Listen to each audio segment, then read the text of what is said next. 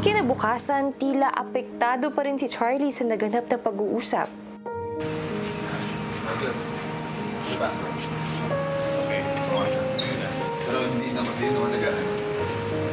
Maya-maya ay pinatawag naman ni Kuya si Ivana sa confession room.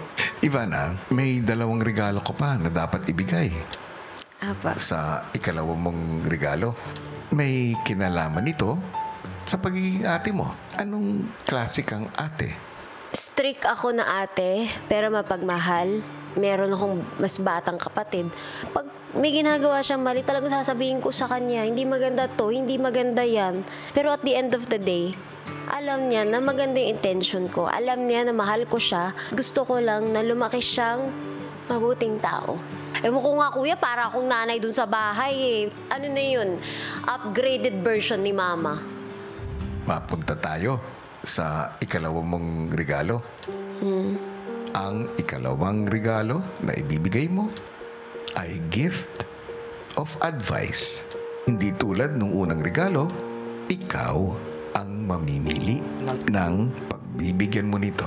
Sino sa mga housemates mo na palagay mo ang nangangailangan ng paggabay mo? Unang-una kuya, syempre, si Charlie po. Sa bahay, paano ka?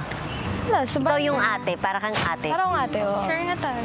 I don't know, man. Like, even, hindi okay lang gano'n. Me and my mom are both strong eh. Pero like, when it comes... Eh, yung brother mo? He's quiet. He's a quiet strong. He's a reader, he said. And he's like, brain is out there. He's super, super intelligent, strong. So, pag nasa labas kayo, tas may something, ikaw ang sumasagot? Yeah. Sino ang breadwinner sa inyo? Ako. Ikaw ang breadwinner? My dad gives money, but it's kulang. Parang naging, hindi naman sa super breadwinner, but may ambag din po talaga ako. Eh, paano yung mama mo? Sobrang tutok ba siya sa'yo? Yeah. Sobrang tutok yan. Paano kung pinapagalitan ka niya? Ay! My God! Para kung may ganun-ganun talaga. May masasabi siya, babalik din ako. Ah, ganun ka ka-strong. Ito, bibigyan kita ng konting tips lang. Kasi ganyan din ako dati. Palasagot ako sa nanay ko. Chichika ko lang naman sa'yo yung akin. Sumasagot talaga ako sa nanay ko. Talagang bawat sabihin niya, ganyan din ako. Aras ako!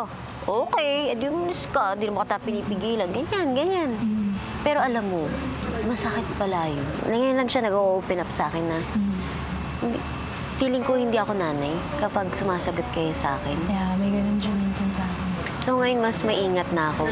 Alam mo yung mga nanay natin, dapat sobrang minamahal natin. Pag pinagalitan tayo, inhale, makinig. Exhale. She's very ate po. I'm happy na she sees me as a little sister po talaga at hindi siya plastic. I respect her po so much talaga. Napakahirap ng industry na to. Super. Napaka-importante ang pakisama.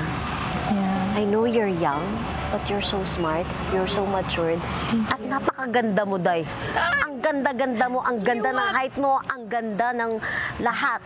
There are definitely tips that I could use inside and outside and with different people po talaga.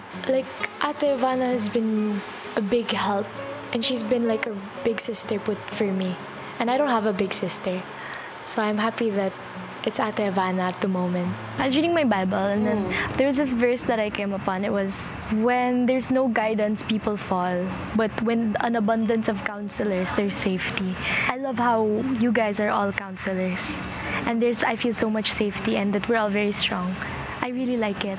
I'm so happy that you guys get to be the people who help me grow. And I'm so happy that you guys can watch me grow up at the same time. Good job, Ivana! Nabigay mo na ang iyong second gift.